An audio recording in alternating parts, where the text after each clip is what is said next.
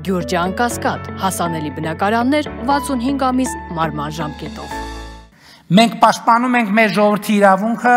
որ թացը չորի հետ չխառնվի, որ որևէ անմեղ մարդ բանտում չհայտնվի, որ արդարություն ու արդարադատություն լինի երկրում եւ ոչ թե վրեժ կամ հաշվեհարդար։ Նաեւ այն պատճառով, որ մեր ժողովուրդը չի սիրել եւ չի սիրում բռնություն, մեր ժողովուրդը չի սիրել եւ չի սիրում ամենաթողություն, մեր ժողովուրդը չի սիրել եւ չի սիրում անարդարություն։ Իսկ ինչ կասեմ արդարության եւ արդարադատության մասին։ Միթե այստեղ մենք հասել ենք այն կետին, որ ուզում ենք հասնել եւ որն էր այդ կետը։ Իսկ մեր երազանքի կետն այն էր եւ շարունակում է մնալ այն, որ Հայաստանի Հանրապետությունում արդարադատությունը նշանակի արդարություն ու պետք է խոստովանել, որ չենք հասել այս կետին։ Այստեղ կանխատեսում եմ արդեն իսկ ավանդակատ դարձած քննադատությունը, թե մենք բաց ենք թողել դատավորների վետինգի հնարավորությունը։ Այս քննադատությունը իրականում տեղին չէ երկու պատճառով։ Նախ, ժողովրդական ոչ բռնի թավշյա հեղափոխության ժամանակ մենք պարտավորվել ենք, որ բոլոր պաշտոնյաները պետք է նոր Հայաստանում դրսևորվելու, իրենց ուժերը ներդնելու շանս ունենան եւ ճշգրիտ հավատանի մենք մնացել այդ խոստումին։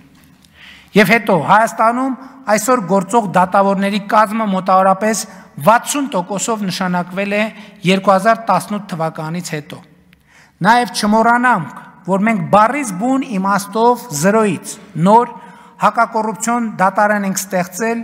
3 առաջին ատյանի վերաքննիչ եւ վճռաբեկ դատարաններով։ Բայց ինչքան էլ դժվար լինի խոստովանել, հակակոռուպցիոն դատարանի հանրային ընկալումները հաճախ չեն տարբերվում մեր մնացած դատարանների ընկալումներից։ Սա մեզ պիտի հուշի, որ խնդիրները եւ դրանց լուծումները այնքան էլ պարզ չեն, որքան կարող է թվալ, եւ վարչապետի պաշտոնից իմ 7 տարվա դիտարկումների համաձայն այս խնդիրներն առաջին հերթին կապված են այն իրավաբանական մենթալիտետի եւ կրթության հետ, որ երկար տարիներ հաստատվել է Հայաստանում։ Իսկ այդ մենտալիտետի համաձայն արդարադատությունը միշտ չէ, որ արդարություն է։ Այդ մենտալիտետի համաձայն արդարադատությունը երբեմն, ոչ միշտ, բայց երբեմն կարող է նմանվել տերովին տերն է տարել, անտերին գելը, հին ժողովրդական առածին եւ անհեթեթորեն ձգվող դատավարությունները սրա թերևս ամենավառ օրինակն են։ Այդ մենթալիտետի համաձայն արդարադատությունը կարող է հասանելի լինել միայն էլիտար փոքրիկ խմբակի եւ դրա մեջ տարօրինակ ոչինչ չկա։ Այս տրամաբանությունը ժամանակ առ ժամանակ արտահայտվում է թե օպերատիվ, թե քննչական, թե դատախազական, թե դատավորական օղակներում։ Ամոթ է արդյոք 7 տարի վարչապետի պաշտոնը զբաղեցրած մարդու կողմից նման խոստովանություն անելը։ Իրականում կամաչեի նման խոստովանություն անել, եթե առավելագույնը առաջ չլինեի նման վիճակ չունենալու համար, սկսած դատարանների շրջափակումից, վերջացրած դատաիրավական համակարգերում աշխատավարձերի շատերի կողմից անտրամաբանական համարվող բարձրացումից, շարունակած ամենատարբեր հնարավոր եւ անհնար կադրային փոփոխություններից ու ինստիտուցիոնալ բարեփոխումներից։ Բայց նշանակում է իմ ասածն արդյոք արձանագրում, որ Հայաստանում չի եղել, չկա ու չի լինելու արդարություն, ոչ ամենևին։ Իմ ասածը նշանակում է վճռականության վերահաստատում, որ արկա իրավիճակի հետ համակերպվելուց հրաժարվում ենք եւ հրաժարվելու ենք, որ անկախ եւ արդար դատական համակարգ ունենալու նպատակը պետք է իրագործվի միանշանակ եւ աներկբա, բայց սրա համար նախ պետք է հասկանալ, ախտորոշել եւ լուծել խնդիրները եւ այս ճանապարհին լինել սկզբունքային եւ հետեւողական։ Եվ ուրախ եմ արձանագրել, որ դատաիրավական համակարգում կան բազմաթիվ մարդիկ, դատավորներ, դատախազներ, քննիչներ, օպերատիվ աշխատողներ, ովքեր վերը նշված օրակարգը իրենց անձնականն են համարում եւ պիտի աներկբա ասեն, որ այդ մարդիկ ունեն ժողովրդի, նրա ներկայացուցիչ քաղաքական մեծամասնության եւ կառավարության աջակցությունը։ եւ այդ աջակցությունը պետք է արտահայտվի ինստիտուցիոնալ խնդիրները հասկանալով եւ դրանց լուծում փնտրելով։ Երբեմն մտածում եմ, որ արդարության եւ արդարադատության միջև առկա ճեղքի մասին ընկալումներն ու իրականությունը կարող են կապված լինել նաեւ այն խնդրի հետ, որ մենք մեր կառուցակարգերով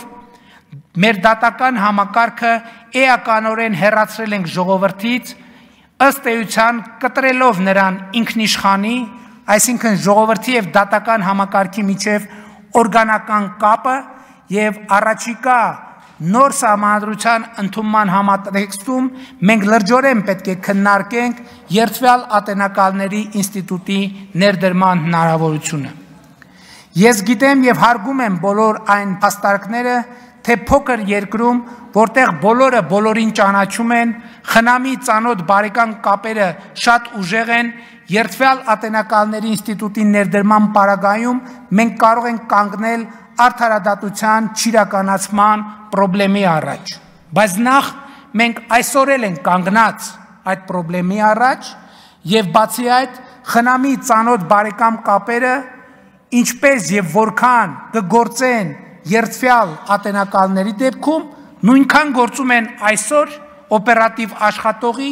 քննիչի, դատախազի, դատավորի դեպքում։ Ինչու ուրեմն չենք հրաժարվում այդ ինստիտուտներից, ասելով դե քանի որ Հայաստանում խնամի ծանոթ բարեկամ կապեր ուժեղ են, եկեք դատավոր չունենանք, եկեք դատախազ չունենանք, եկեք քննիչ չունենանք, եկեք օպերատիվ աշխատող չունենանք։ Դեռ ավելի արդարության եւ արդարադատության ոլորտում առկա խնդիրները եւ դրանց նկատմամբ մարդկանց վերաբերմունքը երբեմն այնպիսի տպավորություն են ստեղծում, թե ինչ որ այլ տեղերից այլ մարդիկ են եկել եւ մեր նկատմամբ